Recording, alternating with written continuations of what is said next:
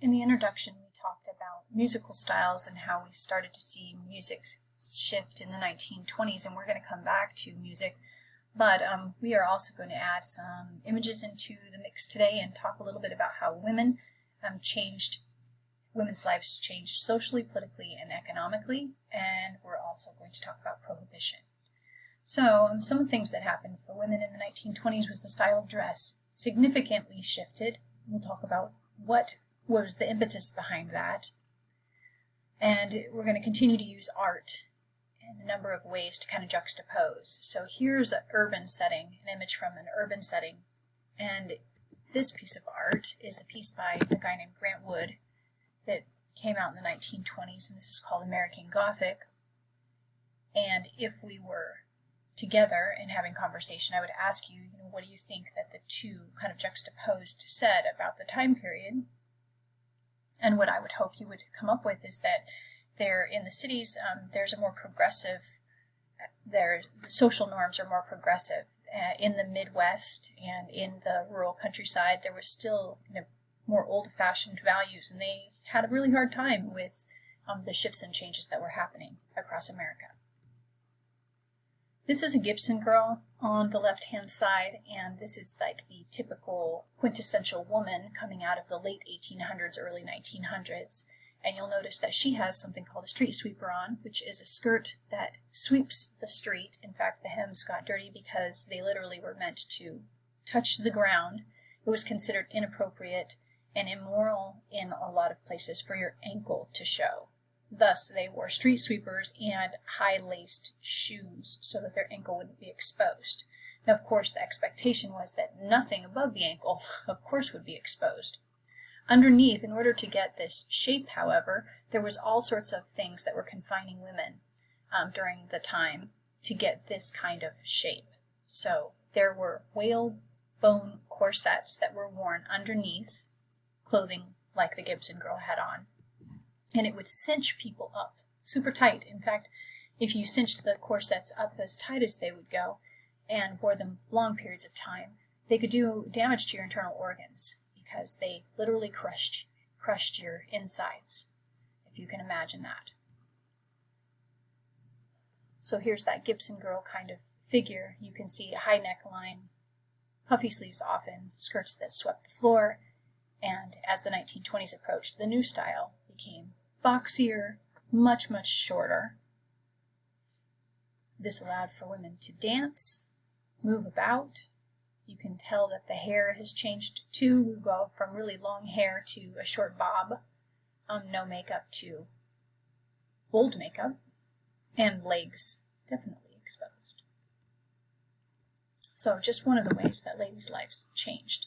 In addition, we're going to talk Prohibition. So camel, which is dry, from a dry, arid environment, came to symbolize prohibition, which also took place during the time period. Throughout the country, there were many places that had already prohibited alcohol that were considered dry territories, but in 1920 it became the law of the land, so there weren't any more wet areas. You can see here where the dry and the wet were, at least on one map in the 1840s. There were a couple of reasons for this. There were movements by groups called the Women's Christian Temperance Union that said that it was bad for families and traditional values. Alcohol was bad for that. It was also considered unpatriotic because the grains that were used to create the alcohol could have been used to feed soldiers during the war. In addition, a lot of the breweries had German roots, like Pabst and Schmidt. They were German breweries, and as a result, people wanted to distance themselves. The nation wanted to distance themselves from those. And then there were women's groups, women's suffragettes, who at the same time viewed prohibition as a positive. Okay, let's get started. Changing ways of life. As the 1920s dawned, social reformers who hoped to ban alcohol and the evils associated with it rejoiced. The 18th Amendment to the Constitution banning the manufacture, sale, and transportation of alcohol took effect in January of 1920.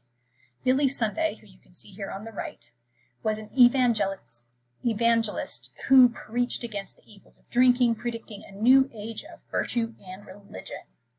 He said, "The reign of tears is over. The slums will soon be only a memory. We will turn our prisons into factories, our jails into storehouses, and men will walk upright now, women will smile, and children will laugh. Hell will be forever for rent." Sunday's dream was not to be realized in the 1920s as the law proved unenforceable. Failures of Prohibition was a sign of cultural conflicts, most evident in the nation's cities. Lured by jobs and by the challenge and freedom that the city represented, millions of people rode excitedly out of America's rural past and into its urban future.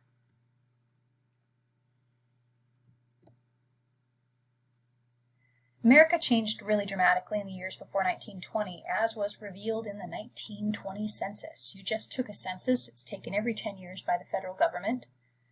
And according to figures in 1920, 51.2% of Americans now lived in communities with populations of 2,500 to more than 1 million. So for the first time in our history, more than half of Americans were living in cities. Between 1922 and 1929, migration to the cities accelerated, with nearly 2 million people leaving farms and towns each year. Cities were the place to be, not to get away from, said one historian. The agricultural world that millions of Americans left behind was largely unchanged from the 19th century. That world was one of small towns and farms bound together by more conservative moral values and close social relationships. At the beginning of the 1920s, New York, with a population of 5.6 million people, topped the list of big cities, but next came Chicago with nearly 3 million and Philadelphia with nearly 2. There were another 65 cities claiming populations of 100,000 or more, and they grew more crowded by the day. Life in these booming cities was far different from the slow-paced, intimate life of America's small towns. Chicago, for instance, was an industrial powerhouse, home to native-born whites and African Americans, immigrant Poles, Irish, Russians, Italians, Swedes, Arabs, French, and Chinese, and each day an estimated 300,000 workers, 150,000 cars and buses, and 20,000 trolleys filled a pulsing downtown. But cities could be impersonal and frightening, and streets were filled with strangers, not friends and neighbors. Life was fast-paced, not leisurely. The city demanded endurance. And as a result, there is a culture clash.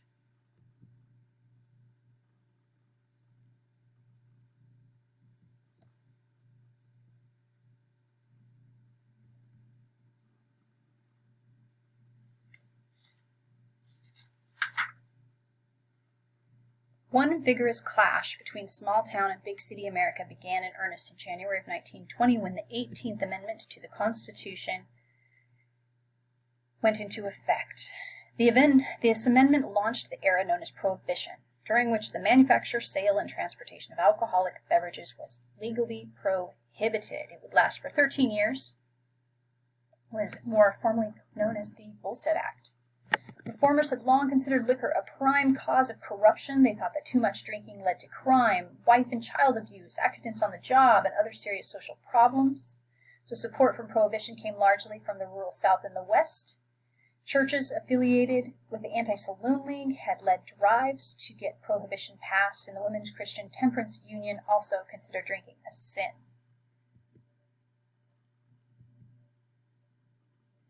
However, Prohibition's fate was sealed by the government, which failed to budget enough money to enforce the law. The Volstead Act established a Prohibition Bureau in the Treasury Department in 1919, but the agency was underfunded.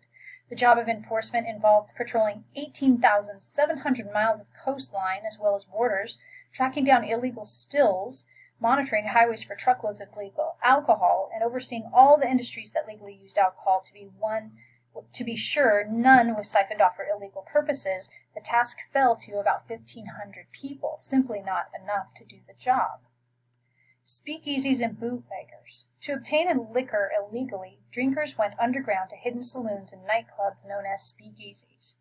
They were so called because inside one often spoke quiet or easily to avoid detection or needed a password. Speakeasies were found everywhere, though, in penthouses and cellars and office buildings and rooming houses and tenements and hardware stores and tea rooms.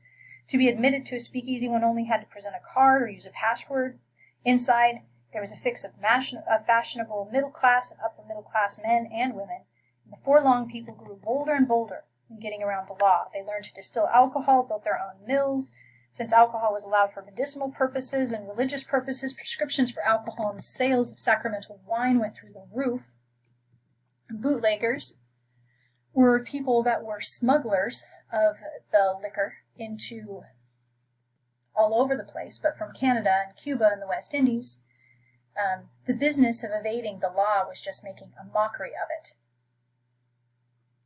In addition, organized crime rose out of this as the groups that were controlling the flow of alcohol.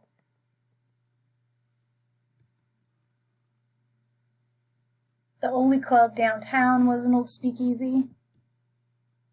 Got its club license revoked for getting in trouble for selling alcohol.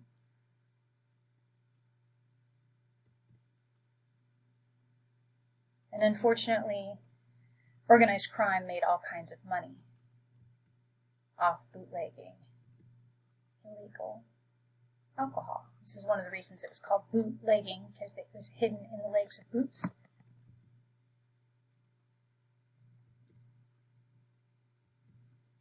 And believe it or not, alcohol consumption did go down, even though Prohibition, generally speaking, was a failure. Organized crime. Prohibition not only generated disrespect for the law, but it also contributed to organized crime in nearly every major city. Chicago became notorious as the home of Al Capone, a gangster whose bootlegging empire netted over $60 million a year. Capone took control of Chicago's liquor business by killing off his competition. During the 1920s, headlines reported 522 bloody gang killings, made the image of flashy Al Capone part of folklore for the period. In 1940, the writer Herbert Asbury recalled the Capone era in Chicago. The famous 7-ton armored car with a pudgy gangster lolling on silken cushions in its darkened recesses with a big cigar in his fat face and a $50,000 diamond ring blazing on his hand was one of the sights for the city. The average tourist felt that the trip to Chicago was a failure unless it had included at least one sighting of Capone. The mere whisper, "Here comes Al," was sufficient to stop traffic and set thousands of curious citizens craning their necks along the curbside. By the mid-1920s, only about 19% of Americans supported Prohibition. The rest, who wanted the amendment changed or repealed, believed that Prohibition caused worse effects than the initial problem. Rural Protestant Americans, however, defended the law, and they felt strengthened moral values. The 18th Amendment remained in force until 1933, when it was repealed by the 21st Amendment.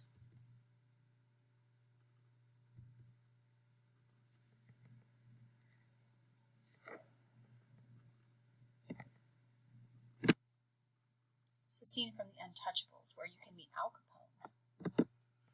An article which I believe appeared in a newspaper asked why, since you are, or would seem that you are in effect the mayor of Chicago, you've not simply been appointed to that position.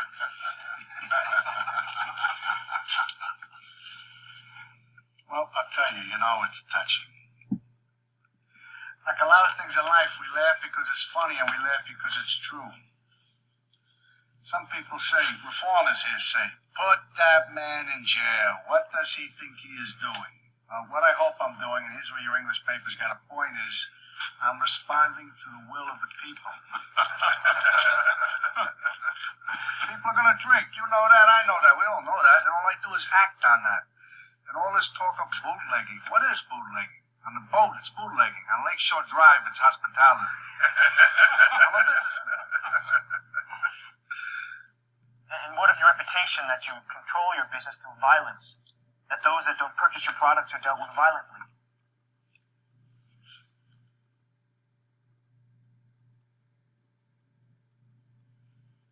It's all right. I grew up in a tough neighborhood. We used to say you can get further with a kind word and a gun than you can with just a kind word. And in that neighborhood, it might have been true. And sometimes a reputation follows you. There is violence in Chicago, of course, but not by me and not by anybody I employ, and I'll tell you why, because it's not good business.